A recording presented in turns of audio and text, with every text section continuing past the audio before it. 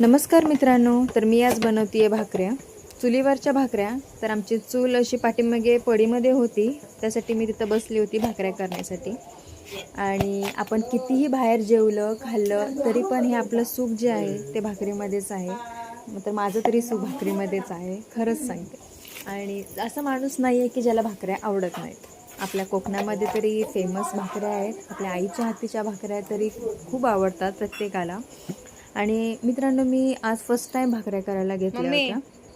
भाकरी हे बघा, भाजली का माझे बघा. सासू मम्मी करत होत्या, तर मी त्यांना म्हटलं की मला पण शिकवा. तर त्या मला प्रोसिजर सांगत होत्या. हे बघा, असं गोळे वगैरे करून घ्यायचं आहे आणि चांगल्या प्रमाणे त्या मला शिकवत होत्या. मला वेळ नाही भेटत कधी असं करायला, आणि मी आज वेळ काढून भाकऱ्या करायला घेतल्या.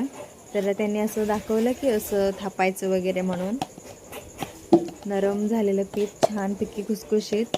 आपल्या कोकणामध्ये तर प्रत्येक मुलीला भाकऱ्या बनवल्या येतात, मला सोडून. आणि हे बघा, माझी पहिलीच भाकरी फाटली होती. हे बघा, हसू नका प्लीज. तरी मी कशी कशी बनवून केली, कशी झाली माहिती नाही, तरी सर्वांनी या माझ्या भाकऱ्या खाण्या.